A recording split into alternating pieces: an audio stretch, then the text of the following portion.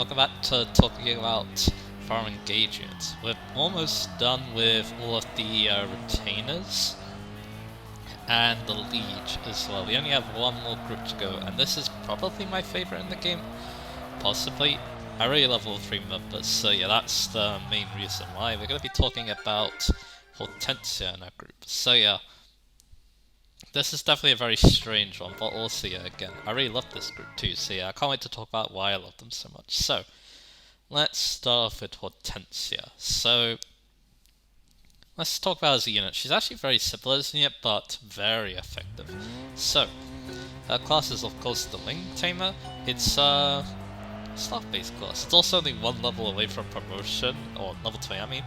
But yeah, you can obviously just promote at level 19, no problem, and yeah, that's probably what you should be doing. The base stats don't seem that impressive, although yeah, she does definitely have some standout stats. Like 12 base magic doesn't seem that good at all, but 21 dex, 19 speed, 23 res, and 17 luck does seem pretty good.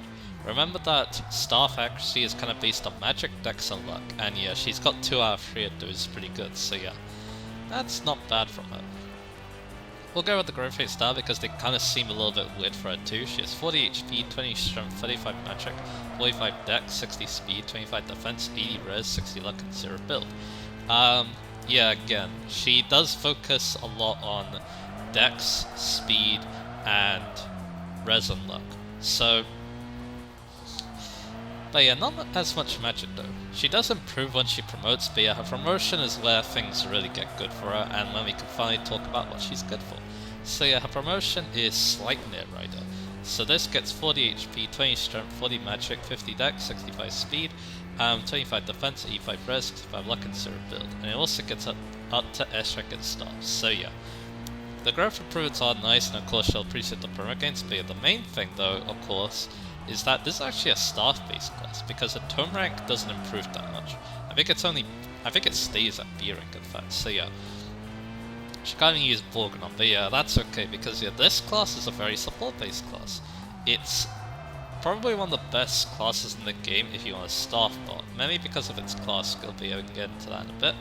But yeah, Hortensia has the stats to hit quite reliably with offensive stars, and yeah, there are definitely ways to improve the accuracy of those too, which we'll go over. It's also helped by the fact that her Persis skill has great synergy with this playstyle in big personality. Yeah, she definitely has one big personality, right? So when unit uses the healing staff, grants range or so on. This description is a little bit misleading. It's not just healing stars, it can work on other stars too, so that's pretty good as well. Of course, yeah, you can combine it with Makai too, which yeah, we can talk about in a bit, but yeah, this is nice. At base level does mean that, yeah, her men's stars, or yeah, healing stars, basically those basic stars, yeah, they get 2 range basically, which is very nice. And yeah, I do believe that, yeah, other stars too get a little bit of a boost as well, which is nice. We'll talk about some other stars I haven't mentioned yet. I've already talked about how good Warp and Rescue are, and yeah, of course, Hortensia is a great use of those as well, thanks to her higher movement. Yeah, that's the thing about her I should mention first, I think, before we get into the stars and everything else. Is the fact that, yeah, she's actually a mounted staff unit, which is actually kind of rare, to be honest. The only other classes that can do something like this are Raw Knight and Griffin Knight. But of course, both classes, they don't have the stats to compare, basically, especially in the magic department. Yeah, her magic's low, but yeah, it's gonna be better than most of those, so yeah. And of course, superior staff rank too, so yeah, that definitely comes to mind. She's kind of like the troubadour of this game when you think about it, so yeah. And yeah, of course, that's very, very nice that, you know, she has. Basically, her own unique class that, yeah, is really well equipped for abusing stars. So yeah, let's talk about some stars that I haven't mentioned yet. So I already talked about like healing stars. Of course, she can use Physic and Fortify quite well too. She can use Warp and Rescue really well too, but I haven't actually talked about some of the other offensive stars. So yeah, of course, you've got your Silence, your Freezes, and your you got your silences, your freezes, and entraps. Of course, those are very effective at their role. Because yeah, of course, freeze, of course, is very powerful, stopping enemy in its tracks, and yeah, again, Hortensia does stats with the stats the way they are, yeah, she can reliably put down these stars effects too. Silence might be a little bit harder because again, enemy res does help you avoid stars, but again, she does have ways to play around it. So yeah, we'll go into that in a bit. And then yeah, Trap is only really a late game stuff, but it's extremely powerful. So yeah, it's definitely one I recommend keeping an eye on if it's useful. It can even like break some mats because there's like a late game boss who can be entrapped. And yeah, it does make that map much easier to beat, especially because it's on a time limit. So yeah. Again, it's pretty good. It doesn't work on all bosses. I believe if the boss has the anchor skill, you can't entrap them, but yeah. And of course, some bosses, yeah, they don't really need to be moved, like the final boss, but yeah. Although, actually, the first phase of the final boss, yeah, you can actually use a trap on them there, and yeah, that can be very useful. And again, Hortensia can do it, so. But anyway, let's talk about Fracture and Obstruct. Two stars that are new to this game, and I haven't actually talked about yet. So Fracture, she comes with actually, and on chapter 14, when she's an enemy, she uses it against you. It's a very simple star that only breaks the target, but this can be good. It works on the corrupted worms, actually. So then you can come in and attack them because they are annoying and pierce your defense. So yeah, it's very nice to deal with them.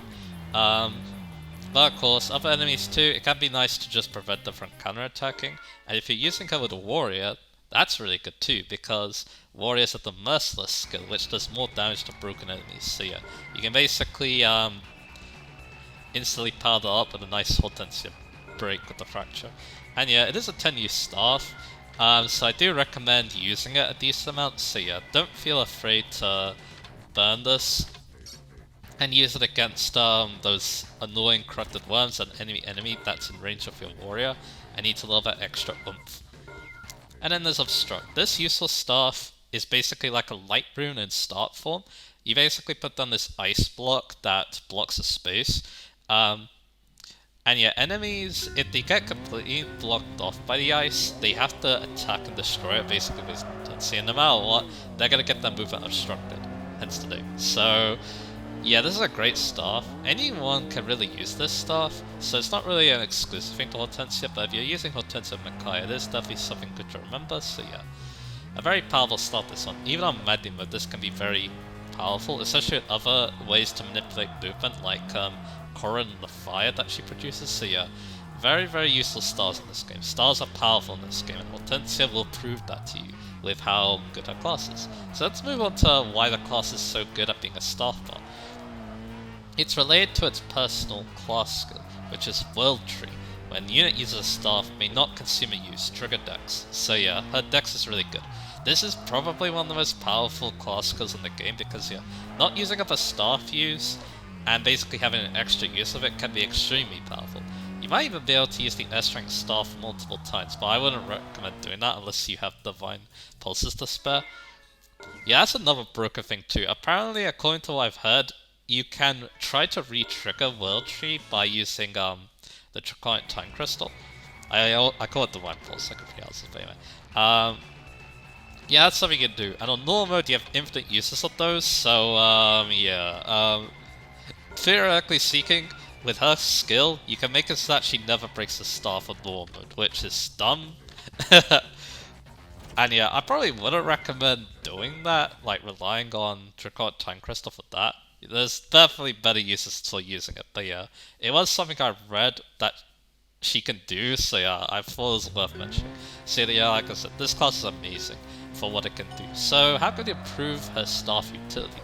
So there are two main skills to do this. From the Micaiah ring, you can get the staff mastery skill. This increases the hit of offensive stars, and yeah, that's really good. And also the healing of healing stars as well. So yeah, it's very nice for her. Of course, it basically helps any kind of staff you want to use on her. So yeah, that's very good. Something very good to you know, make use of on her.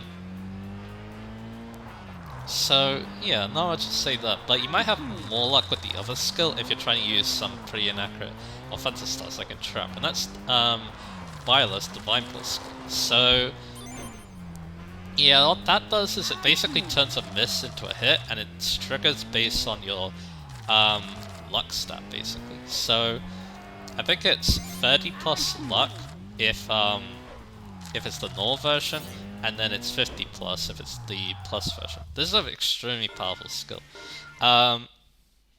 Extremely powerful skill because being able to basically guarantee hit like in a trap or something like that, that's extremely powerful. So yeah, you definitely want to that's definitely a good skill to take advantage of if you have the room for it, which but yeah, I think on like hard mode, you probably only need Staff Mastery, and then Staff Mastery can help with the healing as well. But yeah, Divine Pulse might also be a necessary pickup for Maddie mode, because again, you really want to guarantee that she hits all the stars. If you run both skills together, which you very well could, she basically becomes... It basically becomes impossible to dodge at stars, which again, that's very useful for her. So yeah, in terms of emblems, the two emblems I just mentioned recently, Byleth and Micaiah, are great fits.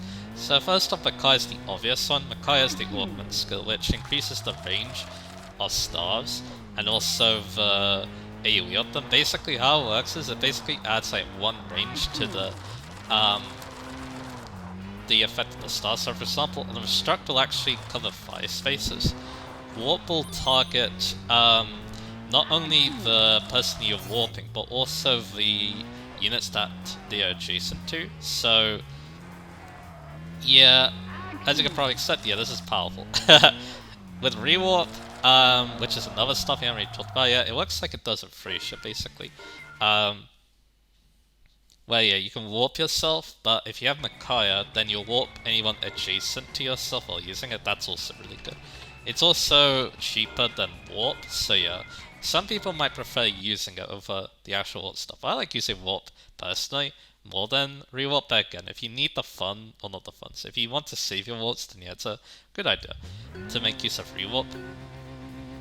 It even works on Illume Augment. How that works is basically you need to be adjacent to some allies, and then they also get the torch effect from the Illume, which is really cool. It can definitely be useful on the Fog of War map in chapter 20, so definitely something good to remember. So as you can tell, Augment's a strong skill, and Micaiah and Hortensia is a good abuser of it, because again, stars are her bread and butter, so being able to make good use of that is pretty nice. But of course, let's talk about Byleth too. The emblem that you fight her, when as an enemy, she uses twice against you, basically. So this is another powerful choice. She can't really make use of Lewin, because Lewin is kind of physical based, and she doesn't really have the best strength. But we're kind of focused on the other things, like it's a good support role for her. Because again, Goddess Dance is nice for when she doesn't want to use a staff, and of course, it's free Divine Pulse too, and also a good luck boost, as well as magic and speed. All stats that she's really good at, so and especially the magic, she can definitely appreciate the magic, so Byleth becomes a good choice. If you want to reclass her too, Byleth also becomes a good choice. I'll talk about that later in a bit as well, but Hortensia's got some good emblem options there, and any other like support-based emblem can work well too, especially if they have a good type bonus for her. I think Veronica could also be a lot of fun. Veronica's kind of support-based too, especially when you engage with her, so that could also be a good fit. But the main ones you're going to be using are Micaiah and Byleth with her. So anyway, and I guess we can go to the recasting. I have actually tried her as a Sage to try and pump up her magic a little bit. That was fun. She's also decently strong as well, because again, she gets a burst to rank. It's a more offensive option, and it makes Byleth more fun too, because Versus is better synergy with her. So I also like that build quite a bit too. It was a lot of fun. So I quite like Hortensia's unit. Very fun staff bot. Of course, staff bots are normally quite fun, especially in Frasier, but she's not as good as those, because those have some even more broken stars on her side.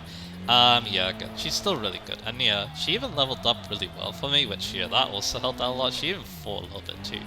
The Zelfire isn't that bad, so she can definitely help out and get a little bit of EXP that way as well. So I quite like her as a unit. Her role is really useful, and of course she can even fight a little bit too, even if she doesn't need to. Which again, magic is good. So having an extra unit who can like attack with it can be quite nice. Let's move on to the big elephant in the room, which is a character, which, yeah, this is a very decisive one. Because, again, her first impression isn't good, but I feel like that's kind of the point. But yeah, we'll get into that. So yeah, a character at the, like, before the game released even. One that wasn't really catching my eye because the design looked very odd. And also, the discourse, I guess you could say. Because yeah, people were saying she's a clown, people were thinking that she's actually cool. Then people realized she's 40 years old. Yeah, it was a time, alright, when she was first unveiled before the game release. But then we got the game, and now let's talk about that. So, again, her first impression isn't very good. You fire in Chapter 7 as the main enemy of that map, and yeah, she's a brat. There's no sugarcoating that. She wants to try and steal the Ember Rings, just like the villains probably Lucia want to do. So yeah, it's pretty simple stuff. She is kind of she does let slip that Ivy is going to attack Brodia Castle, which does help you out, but yeah. Again, though, not very good first impression considering she fights you alongside her retainers. Then in Chapter 10, things take a big turn to the worse for her. She, being the child that she is 14 years old after all. Yeah, she doesn't believe that Aaliyah let Ivy go and just killed her, which, yeah. Again, not helped by her father, because her father also thinks that they killed off Ivy as well, so yeah. And of course, Hortensia does look up to her father quite a bit, so yeah, it makes sense that she wouldn't listen to reason.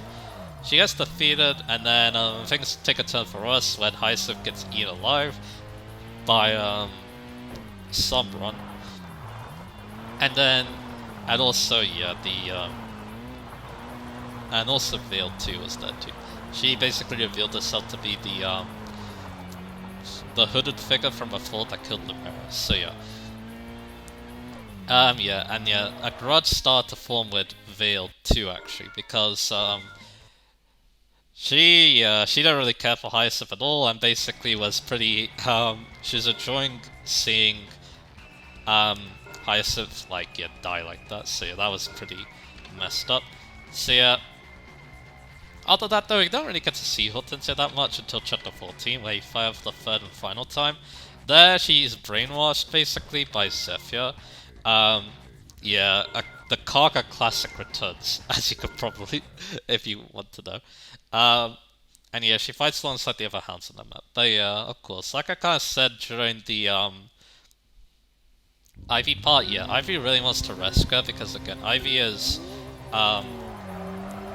as you can probably tell, yeah, she does care for Ivy. She wouldn't have reacted the way she did when she thought that she was dead, so yeah. And of course, Ivy also cares so much for her little sister as well, so yeah.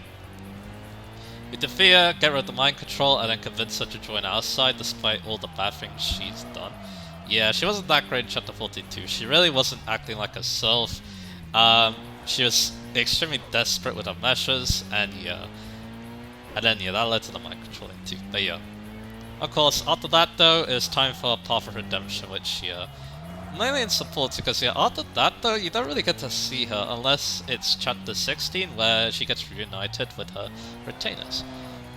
But yeah, she doesn't really get to do much in Lucia either. It's mainly like support related, so yeah.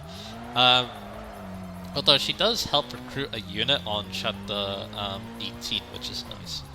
Ivy and Leah can also help with that unit too, but yeah. And then yeah, now it's time for a redemption arc, and yeah, she can now, you know, help take back Lucia with her sisters. So yeah, it's not bad what she does in the main plot, but again, it does make her quite unlikable because you fire 3 times, and a lot of those times she's acting like a brat and also won't listen to reasons. So yeah, and also does a lot of desperate measures which don't look good. So yeah. So yeah, yeah, pretty train wreck of a character so far, but there's of course supports, and that's where things get a lot more interesting with her. So first off, she does have a comedic side, a lot of her supports, like the Saline one. She has a cuteness contest with her, like the softness contest. But yeah, Saline is just having a fun time while Hortensia's like figuring out. She wants to. The thing about all 3 of them all three of these units is that, yeah, they all want to be the best. So they're pretty competitive. And yeah, when things don't go their way, yeah, it doesn't...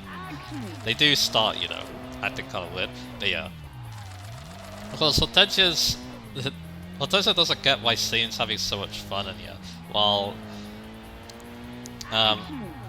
yeah, she doesn't really get what Celine's after, but yeah, as it turns out in the A-Sport, she just kind of wanted to be friends with Hortensia and not really worry about, you know, competing with her and stuff. She just wanted to, you know, have a nice friend to chat with Giova, so yeah. Again, pretty basic stuff from Celine. Again, it's mostly more of a comedic sport because the softest contest, but yeah. And yeah, I'm trying to think what other supports are kind of comedic with her. I'm actually having a hard time thinking about that. Yeah, the surprising thing is that a lot of the supports are pretty serious.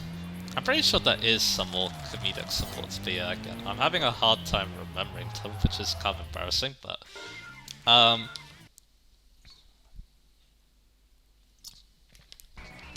yeah, of course, being cute is one thing. I guess this might be the Allure support where, yeah, yeah, she's trying to be cute around Allure too, but yeah, Allure, yeah. And that kind of sees through what she's trying to do as well, but yeah. Again, for some reason, yeah, I can't really remember, like, all her comedic supports. It's kind of weird. I only really remember serious ones, but yeah. Or the more, like, interesting ones, I guess you could say. So yeah, I think we're just gonna focus on those now. So yeah. Again, maybe the Allure support's kind of a funny support. I'm not entirely sure, but yeah. Yeah, let's go on to more serious side. So yeah, there's the Alcrest support where yeah. Yeah, it seems like a comedic one. Actually, no, there is another comedic support. I just remember that. It's the clan support, where she wants to have her own fan club, and then things get a little bit messy with that. But in the end, yeah, the fan club is called off, I'm pretty sure, and then yeah, I think even clan like even kind of admires Hortensia by the end of the sport, which is interesting. But yeah, again, that's another comedic one. But yeah, enough of that. Let's go on to the serious side. So the Allcrest support. This one's interesting, where yeah, in the end, she actually turns out to help Allcrest, even though yeah, she thinks that she's a little, she thinks that at first, yeah, Allcrest is a little bit irredeemable, but yeah, over time, she understands him better, and then yeah, actually leads to a pretty good support between the two. Allcrest actually has some great supports of the illusion rules, which is kind of odd when you think about it, but yeah. Then of course the supports are retainers, and we're going to talk about those later because they relate to their characters better. But yeah, again, they're actually good supports that actually take things in a more serious light with them, which is interesting considering all three of the characters, but anyway. I think now we're going to talk about the late game. Actually, no. We'll talk about Ivy a little bit too, which I have already mentioned. Again, they talk about their relationship as siblings. Yeah, again, they're half siblings, but again, Ivy wants to treat Hortensia as her actual sibling, and yeah, even though the part of her family doesn't like her, she does. She still treats her as, you know,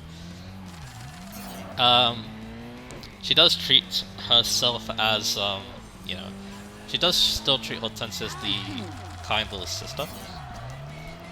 And yeah, like I said, it's a great support, and again, I did like the fact that Ivy, even thinks that Hortensia's grown to become more like a mother. That's really sweet. I really like that support a lot too. Again, this game does do its family relationships really well. Like yeah, that one for example. Yeah, there's a lot of good relationships between the siblings in this game. And yeah, Ivy and Hortensia are a good example. I just remembered another kind of weird support. I think this one's kind of could be it too. She talks to Chloe and she thinks that Chloe has like this motherly charm going on, and this leads to some yeah, interesting scenarios. Yeah, basically Chloe's just acting normal, and then yeah, Hortensia realizes that yeah, mostly what she does is very motherly. So I guess yeah, Chloe has that going for her, kind of like Paula, I guess, in FE12 with the Chris support. But anyway, let's move on to the more serious side. So there's a support to two late game units. One of them basically focuses focuses on her regret. I mean, both of them kind of focus on her regrets. Basically, the main thing about Hortensia that makes her quite the serious character is her father, her relationship with her father. So yeah, let's actually go with the boss quote first, because yeah, we're actually going to be talking about boss quote now, something we haven't done yet, but this one's kind of important. So yeah, in chapter 17, you fight the corrupted Hyacinth, and yeah, Hortensia can actually support talk to this. And again, this actually shows off a very serious side, because yeah, while she does say that she does love her father, it's the father from before, not the one that got basically corrupted by the Fell Dragon. And yeah, and she vows that yeah, she's going to help her Lucia right in his place. And yeah, like I said, that's a very powerful support. I really like that. And it does tie in well to the other supports. She does have some regrets over losing her father. We'll go over one support, basically, she wants to get magic training from the year she's talking to, but the other person declines because of that old age, and also because they're busy with other things. But then it leads on to a very interesting A support, where, yeah, Hortensia is very worried about the future, especially with Lucia, and yeah, she's wondering what she can do. Especially with Ivy being the one who's going to be taking the throne, being the older of the sisters. But then the other person comes in and basically reminds...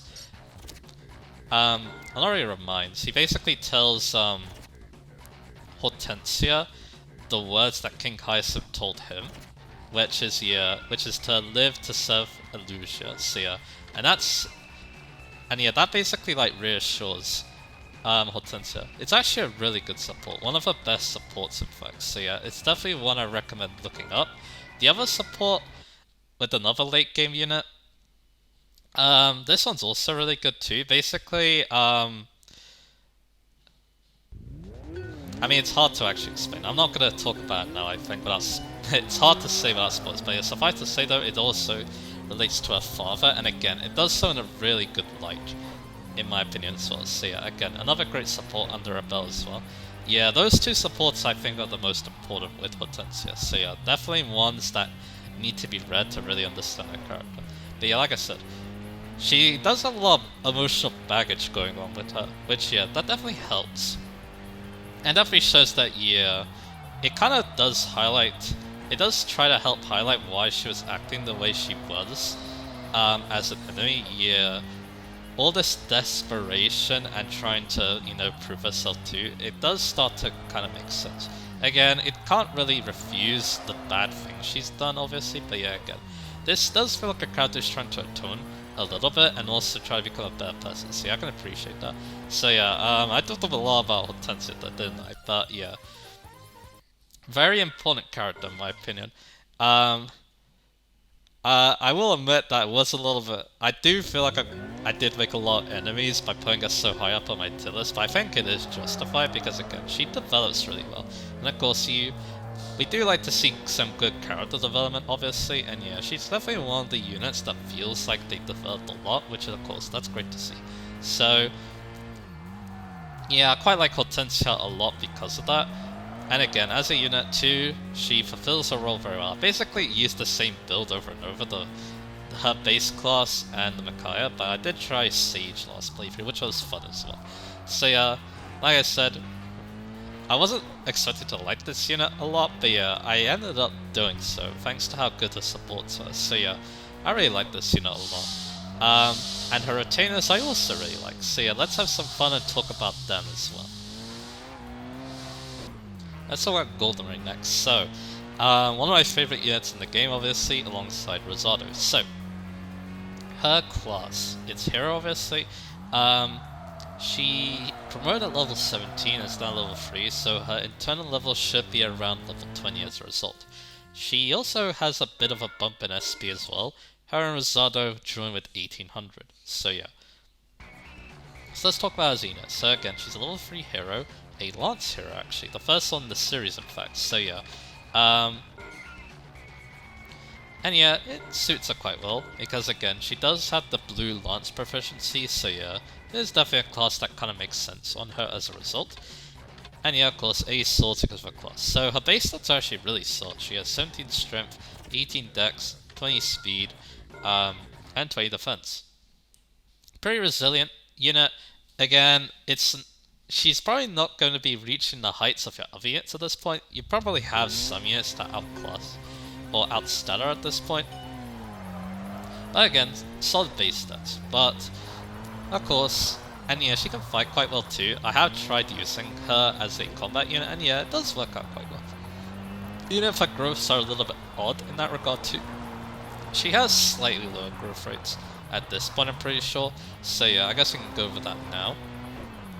As a hero, she has 80 HP, 45 strength, 5 magic, 35 dex, 40 speed, 55 defense, 35 res, 40 luck, and 5 build. Despite having some kind of weird growth rates for a role, she actually has the highest defense growth in the game, at least one of the highest. So yeah, of course, we can use that to our advantage for some of her builds, but yeah, it is kind of a weird thing that she does. Again, it does seem like she's a unit that has really good base stats, and her growths mean that yeah, she can stay as a decently resilient frontline unit.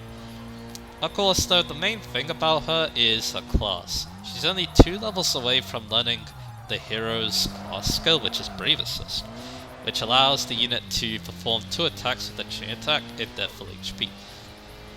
And of course, she has a lot of SP. She's only 200 away from being able to use she's only 200 away from being able to use Lucina's, I believe it's Dual Assist Plus, is what it's called. It's the skill that makes that she has a 70% chance to chain attack the enemy if she's within range. And yeah, of course, this is really good.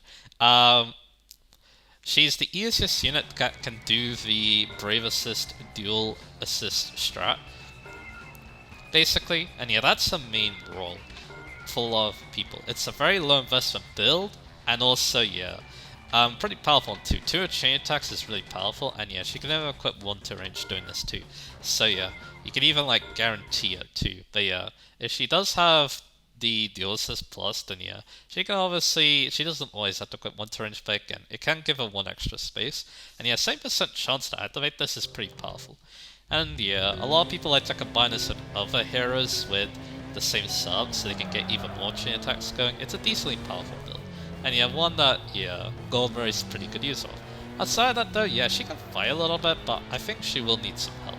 You probably want to use a stat booster on her a little bit because again, her base stats, they're definitely not bad, but compared to units which were a little bit earlier, like Kagetsu, yeah, they don't seem as impressive. So she's gonna need a little bit of help to get off the ground if you're gonna use her kind of like him. So yeah, that's something I recommend. You could also try reclassing it too.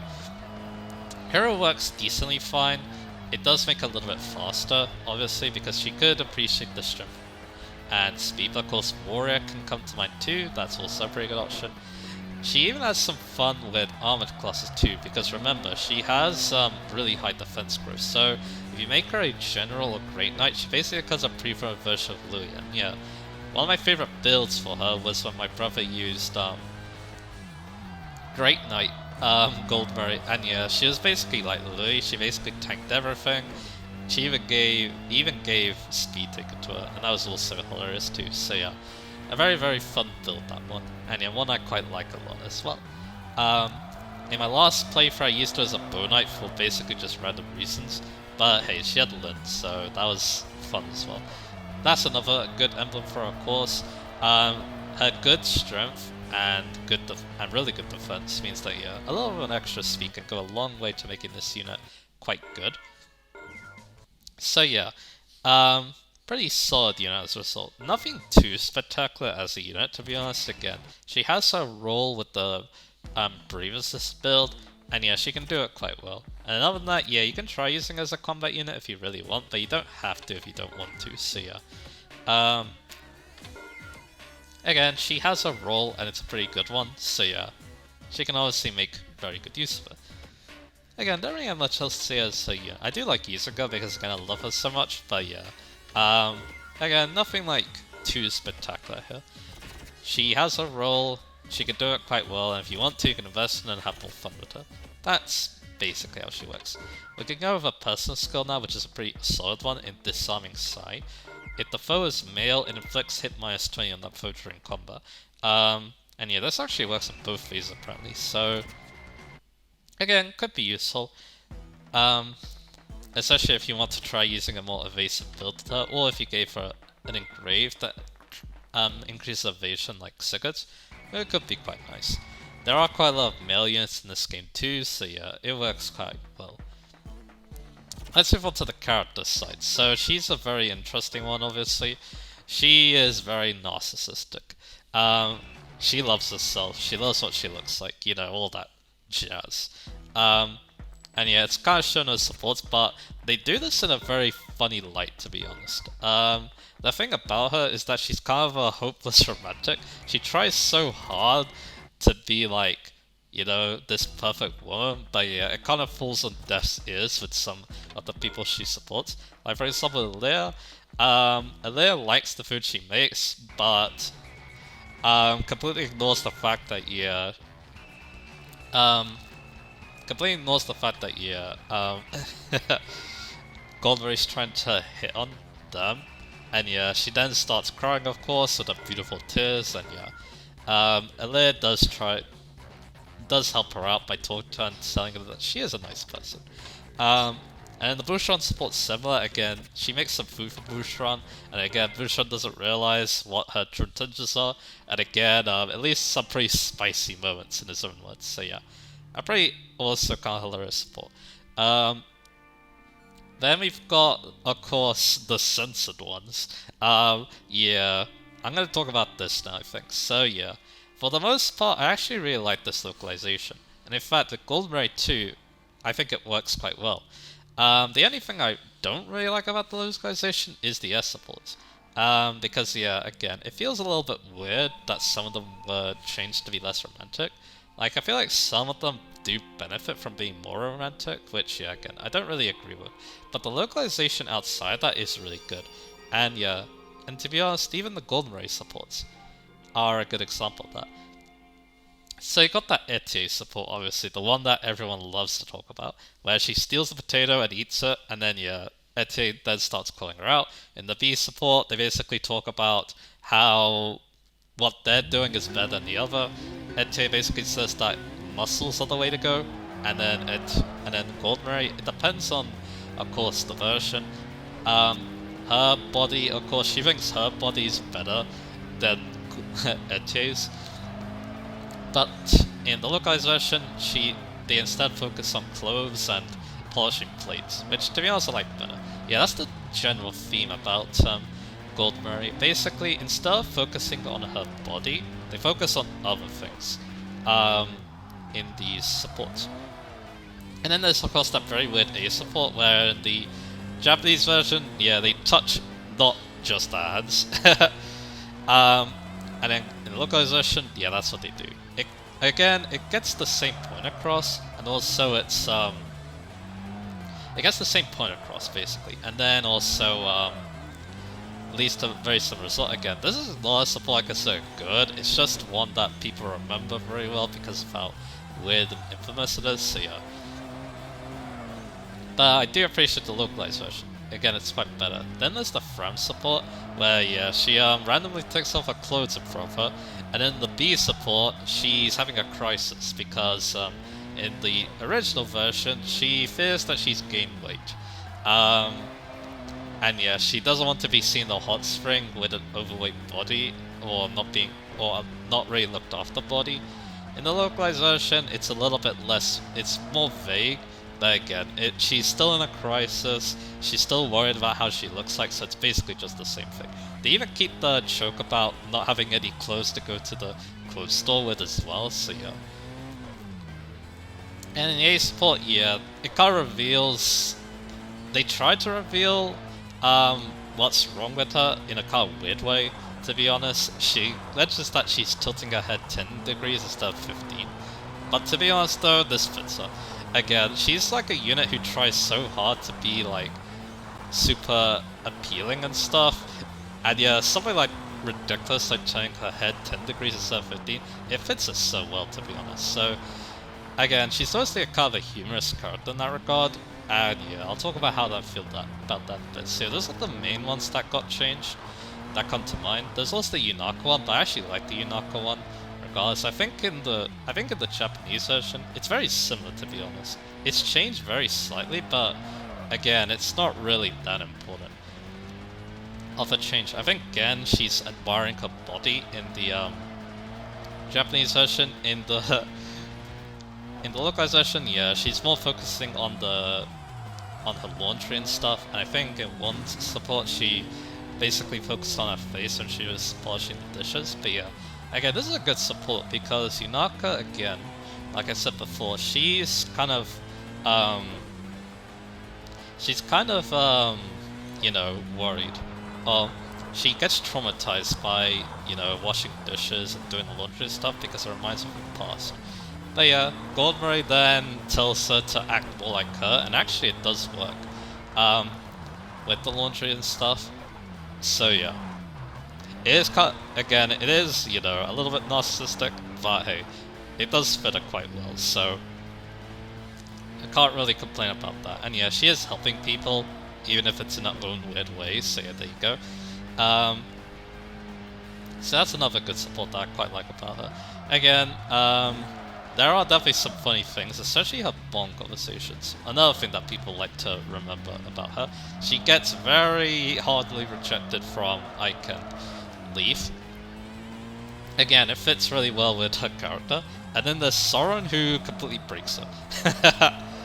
She has to take constructive criticism from him, which, yeah, that kind of breaks her, like I said, so yeah. Again, that's another thing I quite like about her, but yeah, let's go into the more serious side, because she actually does have a serious side. She isn't just, you know, super funny all the time. But yeah, that's mainly the Hortensia support. I wanted to mention the Rosado support a little bit too. That one's also a pretty good one. Again, Rosado, just like the other two, wants to be the best he can. So yeah, that's why he wants to, you know, be good at cooking, just like Goldberry is. So that's why, yeah, that's why Goldberry helps teach her, or teach him. Sorry. So yeah, it's a really good support too. The two after that get along quite well. Despite, you know, a little bit of a rocky start with that one. Because again, Goldberry doesn't want another person that's just as good as her, so yeah, of course. I did mention the Panette support before, it's kind of a similar one. Again, she's teaching the other person stuff, how to cook in this case, which, yeah, yeah, Panette does have some work to go, because again, she's not perfect at it, but yeah, she's getting along quite well. But yeah, now let's go on to her actual serious side, and that's the Hortensia support. So yeah, basically it reveals not only a backstory, but also another kind of important detail.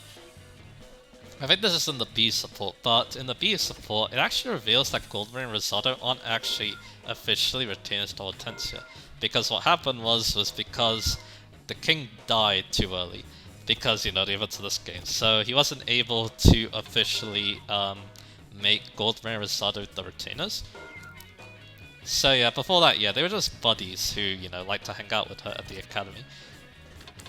So yeah, and then there's the backstory. Basically, Goldberry's village got attacked, and yeah, she was basically standing there helpless. But then Hortensia came in with a Pegasus and basically saved her. So yeah, and then the two would reunite at the academy. And yeah, that's when they became friends once again. So yeah, like I said, that's a really cool backstory. I really like that one a lot. Again, she is supposed to be more of a funny character, but I like it quite a bit. So yeah, what do I think about her overall? Of course, I said I really love her. And I think it is because of her humor. Because again, you have this unit that's supposed to be like this perfect woman, and she tries so hard to be that. But the fact that, yeah, a lot of the time it basically just falls on deaf ears. And of course, the extreme measures she takes too, and how ridiculous they loop into. I don't know, there's just, this kind of humor just really appealed to me a lot, and that's why I really love Goldberry so much. So yeah, that's why I consider one of my favorite units, to be honest. Yeah, again, she's kind of a ridiculous character, and yeah, being narcissistic is definitely not a good thing, but again, how they play it off, I feel like was really well done. And like I said, I probably prefer her in the localized version, in fact. Again, it's basically the same, but they basically just focus away from her body and more on herself, I feel like, and her actions. Which again, I don't mind that to be honest, because again, you can try to make fun of what she does as well, and I feel like they do a very good job of it too. And again, calling the localization bad just because they changed her supports, I feel like it's dumb, to be honest. Yeah, again, they probably didn't need to change the supports that much, but oh well. Again, like I said, the localization elsewhere is fine in my opinion. In fact, it's pretty good too. In fact, they probably made some good changes for those supports, so yeah, that's just how I feel. One final thing I forgot to mention too, that's very important, I did do her support in my last playthrough. Funnily enough though, the Lear in that playthrough was called Rohan, and he was a berserker. So yeah. Yeah, you can interpret how you want, but yeah, it was one of the best supports in the game, up there with Ivy's. Again, it's very romantic, I really love how it ends. Again, I guess it feels rewarding that her being the hopeless romantic she is, she actually does win out in the end, and yeah, again, I really like that as support a lot, it was really good. So yeah, overall, yeah, she's alright as a unit. I do love using her as a unit because again, she's fun. She's very fun as a unit, even though, yeah, again, outside of gimmicky builds, she is a pretty basic unit because, again, the Braceless build is the easiest one for her to make use of. And yeah, you can definitely make good use of that if you really want as well. You can definitely make very good use of that build. Again, it can be very useful. It's like a very good low investment build if you need some filler units. I can definitely see that being the case on Mandy mode, because again, on Mandy mode you probably want to use less units so that you have more EXP to play around with. So yeah, again, she could be quite useful because of that. And again, the build is pretty strong because, again, Brave Assist, you know, trade attacks are good in this game, and yeah, the fact that she can make good use of them is very nice. Like I said, a character, yeah, I kind of went in depth a lot about it, but again, it just clicked with me, that weird sense of humor that she has, so yeah. And yeah, like I said, the localized version definitely does a good job with her too, so yeah. So yeah, I really appreciate her a lot. Definitely a unit I quite like, obviously, one of my favorite units in the game in fact, so yeah. So yeah, I do quite like, you know, I do quite like, Golden Ray, like I said. Again, one of my favorite units in the game, even if, yeah, even though, yeah, it is a little bit weird that I like a unit that's this strange, I guess. But yeah, one more unit to talk about for today, and then yeah, we're gonna be moving, and then yeah, we'll be done. Yeah, this is gonna be quite a long episode, I can already tell, but yeah, I have a lot of things to say about this unit because I care for them that much, so yeah. Like I said, one more unit to go. So, we're gonna end things off today with Rosado, my beloved Rosado. So, I didn't actually talk about Golden Ray Rosado's plot relevance, but yeah, it's pretty confined to the chapter 16, where they get recruited. Basically, they want to team up with Hortensia again, because Hortensia is now on, Elia's side. Actually, they don't know that yet. Rosado kind of reminded me of that. But yeah, they also end up stealing the Erica ring, the last emblem ring that we haven't got to see in action yet. And of course, yeah, when the Illusion army learns about that, yeah, they start hunting for them. And then yeah, they reunite with Hortensia. Rosado makes absolutely sure that Hortensia's not a hostage, and yeah, she isn't. She did join of her own volition, so yeah. Now they're going to help itself, and Golden Ray decides to give the Ember Ring to Rosado for this time. So Rosado gets to use Eric on this map. Yeah, he can do a decent job. The only problem is that he's an Axe Lance Survivor, which means he can't use swords, which actually could have been used on this map, because there are some corrupted worms on this map. And yeah, the idea is that his Twin Strike is able to do massive damage to them. It doesn't kill them, unfortunately. If he had sword access, he probably could have with like a blade or something like that, but oh well. It is what it is. So, like I said, he's pretty useful on this map. You want to try using that Twin Strike against his corrupted worms unless you have another way to deal with them, like Fracture, that I mentioned earlier. So yeah, it's a good thing I mentioned that. Huh. But anyway. So yeah, there's that. He does do pretty good on his Joy map, and again, Erica could be a nice fit for him too. Unless you really need more speed. But I guess It still works out because again, you can give him Speed Taker too if you really want to boost up his speed, and then Erica can help his offense because again, Erica is a very strong, powerful emblem for boosting damage. So yeah, and again, Rosado could appreciate that. So how Rosado works, he is also kind of low base stats. His base stats don't look too bad to be honest though. He does have 16 strength, 19 dex, 21 speed, 15 defense, 11 res, 8 luck, 8 build. It's not bad. He even has 7 magic, 244 HP. Yeah, I can't just say those base stats again. They're not bad, but again, I think at this point you probably have a stronger unit than him. But he tries to make up for it by having really high growth rates. He has some of the highest in the game. He's kind of considered the S of this game, even though he really isn't one. Because, yeah, his base stats are low, but I won't say the S tier. So yeah. So let's go on to that. So he has 95 HP, 65 strength, 25 magic, 50 dex, 50 speed, 50 defense, 35 res, 25 luck and 10 build. Pretty solid growth rates all around. So yeah. And Wyvern is pretty good for growth rates too. It does boost strength and defense by 20 each. So yeah, pretty strong there. His speed is alright too. But again, there is something he needs to work on though. Because I feel like, and his strength too. I think Wyvern is a good fit for him, but again, you could also give him like Warrior and stuff, make even better use out of his really high growth rates, so yeah. But the idea is pretty simple. I do like keeping him as a Wyvern. I've tried him in other classes though. Like, I tried him as a hero too, and that was pretty fun. But yeah. The idea is to pump him up a lot. So, yeah, I've used him as a Wyvern twice already. I think it was the first playthrough. I mean, the idea is pretty similar regardless.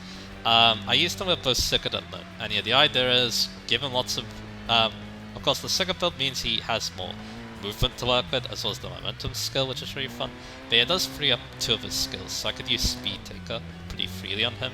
It's a skill I quite like on him, because again, making this unit really fast definitely helps. They can give a nice heavy axe to wield. He does have the best build in the world, so he will get weighed down by them, so yeah, he could definitely use the help. But the idea is pretty similar. Lyn's probably a little bit stronger than him too, but yeah, again, very, very fun though. He definitely is a good abuser for those, because again, his base class is pretty good for that. But again, of course, you can make anyone a Wyvern if you really want, but yeah, if you're against reclassing for some reason, then yeah, he's a good fit. Yeah, I quite like this unit quite a bit, and yeah, he even has some decent magic too, so yeah. You could go like mix too, which can be good with some classes. Like if you do go the warrior route, you might be able to use the radiant build quite well as well. So yeah, that can also be quite useful too. If you do that build, it's a build I might do. We'll see. Chrom is a good fit. I think my brother used to build like this, and yeah, it was really fun. Because yeah, Chrom, when you engage with him, you get plus 10 magic. So then yeah, that makes the radiant build quite strong. So yeah. Yeah, pretty fun build. This guy is pretty versatile because, again, he has really high growth rates. So yeah, most classes you put him into, he's going to be quite strong. But again, his base stats might let him down, so you need to be a little careful with that. Again, stat boosters might also help. I do remember when I used him as a hero in my last playthrough, yeah, he needed a little bit of help in that regard, despite his really high growth rates. So yeah, he is a unit that, yeah, is pretty dependent on leveling up super good. So yeah, I hope he does for you. He did when he was a Wyvern though, so again, that's a pretty good class for him. But yeah, like I said, most classes probably work for him just fine. So yeah, again, because of his class 2, I do like to give him some of the overpowered emblems in the game. I wouldn't say Sigurd's an overpowered one, but he's definitely good on him. Erica also seems like a good fit because, again, you can give him Speed Take alongside the extra power that she provides, so yeah. Again, Erica is all about, you know, massive power with the Lunar Brace, so yeah. And also engaging to get both Lunar Brace and the Bravery skill at the same time, and yeah, do massive damage to that. And if you do go Erica, I recommend a Brave weapon. Because of his weapon ranks, that has to be the Brave Axe. But yeah. And then, yeah, Lyn, of course, I really like Lyn on him too. But yeah, like I said, if you do reclass him, you can obviously have some fun experimenting with that as well, with some different emblems that might have better fits, so yeah. And again, depends. Again, it does depend on what you want to use in it. Like I said, that warrior build I mentioned, yeah, like I said, Chrom is a fun pick for that as well. I think when I used him as a warrior, actually no, I don't think I gave him Marth. I gave him Roy instead. But Marth is probably better for him in that regard, but yeah. I think it's because, yeah, I did give Marth to Saley in that playthrough, so yeah. But again, Kronk can also work on that, with that build as well. So yeah, so there's that. Again, he can go like mixed a little bit too because of his growth, so yeah, that's why I kind of like the idea of going Chrom. Chrom is kind of a mixed phase, or like he does help out your hybrid units a lot, so yeah, that's what I'm trying to get at. And yeah, Rosado, yeah, he can definitely be a good beneficiary. And again, like I said though, there's a lot of emblems that can work with him, to be honest. So overall, I do like him as a unit. He's definitely not overpowered like a lot of Wyverns are, but again, you can make him overpowered like any Wyvern, so yeah. He has the potential, and yeah, with those high growth rates, yeah, it should be a lot of fun seeing how he will turn out, so yeah. Again, I quite like him as a unit because of that, so yeah. So let's go into his character. This is a very important one for me because, I mean, it's not because I'm like Rosado, but it's like, yeah, I like what he represents, basically. So yeah, of course, he's a dude that looks like a girl, obviously. I mean, when I first saw him, I did think it was a girl, but yeah. When we saw him before release, but yeah, anyway. So here's the important thing. So first off is the fact that we need to get this out of the way. He's a dude. Pretty much everyone in the game treats him as such as well. And that's also an important thing we'll talk about. Yeah, he might be other things too, but again, I don't want to seem like a super ignorant person in like regards to queerness and stuff. So yeah, I won't be touching on it too much. But yeah, again though, I think the important part of Rosado is that he is a dude. And yeah, this is the important part too, and it's also because of how he's treated as well. Let's go on to why. So, Fire Emblem has units like this pretty much all the time. There's Lucius in FE7, there's Libra in Awakening, and there's Forest in Fates. But here's the thing about all three of them. All three of those have a support or supports where the other person's like, wait, you're a boy? Yeah, basically that. Here's the thing about Rosado. There's no supports like him because of that. This is very important. It basically shows that everyone accepts him for who he is. A boy that dresses up as a girl. And yeah, that's extremely important. I can't stress that enough. That's why I love Rosado so much, because yeah, it represents that, yeah, you can be who you want to be. And yeah, he's a pretty strong figure because of that. So yeah, I really love Rosado because of that. And yeah, his supports do also help that in that regard too. I think we're going to start with the important one, which is the Lapis support, my favorite support in the entire game. So the C support's pretty simple. Yeah, Lapis is basically talking about what she feels insecure about. Like her super strength, the fact that she eats grass and stuff. But then Rosado does say that, yeah, she's still, you know, people shouldn't judge her because of that. So yeah, that's basically what he's getting at.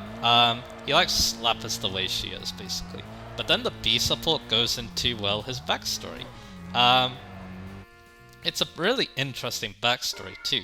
So he's born in a place called the Village of the Fair Folk. This is near the Lake of Mystery. I kind of wish he got to go to this place because this is a great sounding place. And yeah, it definitely shows why Rosado is, well, the way he is. So, it holds a culture that allows individuals to dress and express themselves any way they choose. So yeah, as you can probably expect, yeah, that's why Rosado dresses the way he does. And of course, this kind of caused a big culture shock for him because, yeah, when he left the village to go to the academy, yeah, it's a completely different place in the outside world. But yeah. But of course, yeah, a person like Rosado had to come from a place like that. And yeah, it's pretty cool that he can spread that good influence to the rest of Lucia and the whole world, so yeah. Another thing about this place, this kind of relates to another support. The people here have... Actually, it's two other supports. The people here never grow tired, and they can feast their heart's content while never overfilling themselves. Yeah, basically, the people that have a lot of energy. This is mentioned in two supports. the Pandora support where, yeah, he parties for a long time because, again, he has all that energy, and yeah, he really loves the parties too, so yeah. And then there's the Louis support where, yeah, Louis is still watching him because of the bountiful energy that he has as well, but again, there's another support that was changed. It was only, and I think the only reason why it was changed is because they changed the Louis' character. If you don't remember from the Louis episode where I talked about him, in the Japanese version, he explicitly watches women, but they tone it down in the localized version. In the Japanese version of his C support, he basically states that he's still watching Rosado, because even though he is a dude, because he doesn't mind the gender at all, because yeah, Rosado still carries himself in a very nice way with his cuteness and stuff, so yeah. That's actually a good support to be honest too, but yeah, I don't mind the localized version too, it does make sense, but yeah, I can definitely see why people aren't too happy that one's changed, because again, it does show another good mention too, that yeah, Louis doesn't mind what gender Rosado is either. Because yeah, he still carries himself in a very good way, so yeah. But anyway, let's get back onto that Lapis support now that I mentioned those two things, so yeah. So yeah, there's the B support, like I said. He mentions about the village of the Fairfolk, and then yeah, and that allows Lapis to learn about his backstory as well. And then that leads on to the A support, which I did talk about before, but yeah, it shows that yeah, they both admire each other now. Like, Lapis has come to admire herself more, Rosado as well, and then Rosado reveals that he always admired Lapis, even when they were enemies on the on that bridge map in Chapter 7. So yeah, again, that's a really great support. Again, my favorite support in the game, and yeah, you'll get to learn about Rosado and why he's the person the way he is, and yeah, I think that's a really important thing for me, so yeah. Yep, I quite like Rosado a lot because of that. So, let's go on to the Hortensia support now. This is an interesting one. Because yeah, another hobby of his is paintings. Yeah, I didn't even go on to the cuteness part, but yeah, we can get into that in a bit. So with Hortensia, he basically, his first thing of Hortensia, where Hortensia was just chilling around, he actually liked that one better because it shows the real Hortensia, the one that he met in the academy and who was helping him out during the academy life, so yeah. And yeah, this comes back in the A support where yeah, it looks like he like either gets heavily injured from the corrupt that they were fighting, and then yeah, he kind of used the opportunity to paint another sincere picture of Hortensia, and yeah, it does show that yeah, he really does care about people acting their own way, which again, that's a very important part of his character, so yeah. Again, I really like that a lot. Again, Rizal just does so much to make him make me like him so much, so yeah. Well, this is what's going to talk about. Yeah, let's go into the cuteness now, so yeah. Yeah, he loves a lot of things that are cute. Obviously. He even dresses up the wife in a lot of ribbons and stuff. And bows. Fun stuff. And of course, it does relate to his design as well. So yeah. There's two supports that focus on the cuteness a lot. I am kind of flip-flopping because there's another support that came to mind. That is a bit more serious, but anyway. So yeah, basically, yeah, the cuteness. So yeah, I did already mention these supports earlier, but yeah, there's the Mirror support where yeah, he has basically a cuteness competition. Cute cool versus cute competition with them, and yeah, it ends in a stalemate because the other person outdoes them, basically. So yeah, again, it leads to a stalemate. Pretty fun support. And then the Jade support, yeah, he advises Jade to add more cute to stay more awake so she can do novels, and yeah, at least some pretty fun stuff on Jade's end. And yeah, Rosado becomes quite admired by her as a result too, so that's always fun. Another interesting sort of Rosado is from one of the late game units. Basically, they have a pretty bad view of the world, but then Rosado tries his best to show that the world is a better place from his worldview. Of course, thinking about like things that are more positive, like his cuteness and stuff. I quite like that support too, so yeah. Again, it shows just how good of a person he is. I did talk about the Golden Ray support earlier, where yeah, he wants to be a better person. He wants to be the very best that like no one ever was, especially when it comes to cuteness and stuff. And yeah, that's why he tries really hard to, you know, be better at cooking and stuff. It's kind of also mentioned the Forgado support where Forgado um, does kind of dig into him, a bit unintentionally, sure, but yeah. Um, he says that Rosado isn't the cutest thing, and he kind of just tells Rosado that yeah, he shouldn't.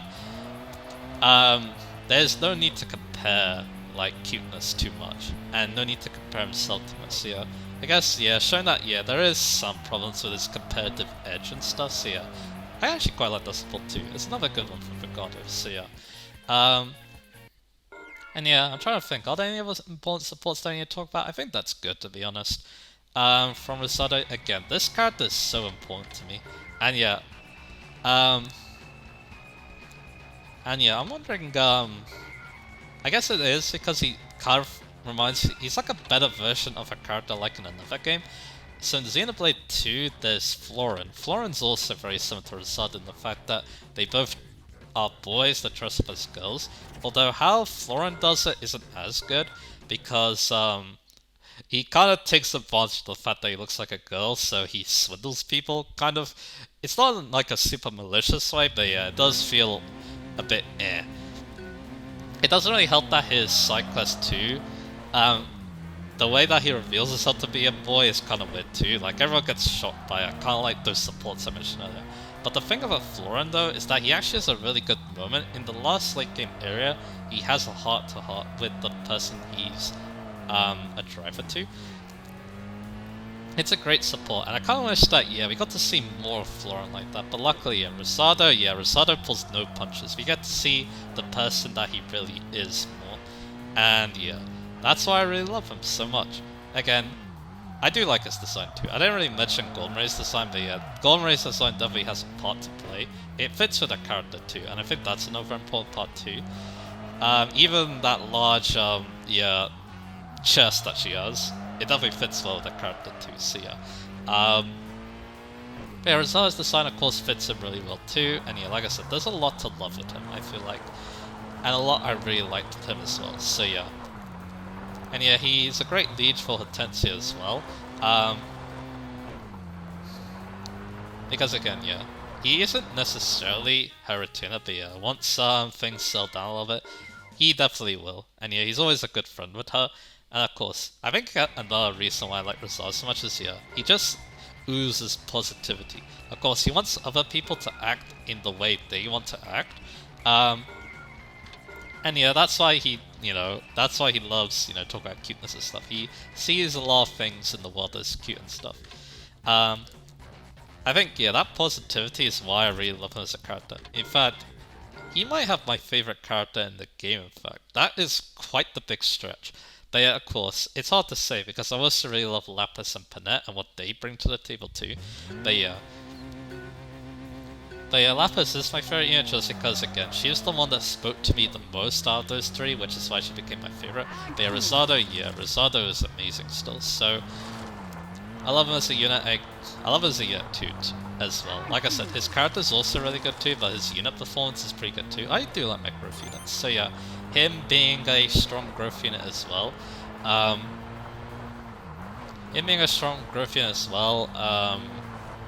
Yeah, definitely makes him a lot of fun, because again, I do like those. So yeah, Rosado does fit that build to a T. So yeah, I'm gonna say like as a T, because again, he does have low base stats. They're kind of low, but not super low, so yeah. But again, I still quite like him. As like a growth project and stuff, and yeah, he can definitely be a lot of powerful emblems. I did actually get air support with him, on my second playthrough I think it was. I mean, guys thought that, yeah, again, it wasn't romantic, but it might have something to do with him being 17 years old, I'm not so sure, but yeah. I feel like that would have been the cherry on top. But yeah, even despite that though, again, I wasn't like the biggest fan of, the changes to the supports, but hey. Everything else about the localization though is pretty well done, so yeah. Despite like a few hiccups here and there. So yeah. Overall, I say it's a very positive one, and yeah, we don't really need to worry about Rosado too much too, because again, he was, from what I can tell, he's pretty similar in the Japanese version too, so yeah, except for that Louis support, and again, I feel like that's only because Louis was changed, and not, Rosado, so yeah. So again, there's that. I love, again, like I said, I love Rosado so much. Again, that's why he's one of my favorite units in the game. And yeah, like I said, Hortensia's group is probably my favorite of the bunch because again, amazing units. I love the characters, and yeah, they're all pretty useless units too. Even if yeah, Golden Ray is a little bit niche, but hey, she has a strong niche, so I'm not gonna complain about that. So yeah, I love these units. I hope you had fun listening to me ramble for like an hour and 10 minutes. Yeah, but it is pretty obvious. I do love these units a lot. That's why I had to talk some long about them, so yeah. Anyway, now that we're done with that, I can take a nice break after this. Next time, we're going to be going into the final 4 units. Yep, I'm going to be spoiling a lot in that episode too. It might also be a long episode too, I guess we'll find out. Maybe I'll cut into 2, I'm not so sure. But yeah, I'm going to see if I can talk about the final 4 units in the next part, so yeah. Although yeah, the series won't come to an end though. We still have the DLC characters, but yeah, I'm going to like do a small conclusion for the end of the next episode. For those who want to experience the DLC on their own, because again, not everyone I talk to has done the DLC yet, so yeah, that's one reason why I can't want to do that, so yeah. So yeah, look forward to that next episode, and then yeah. And yeah, I hope you had a lot of fun listening to me talking about these 3 lovable units, and yeah, look forward to the next part, and I'll see you guys again for that.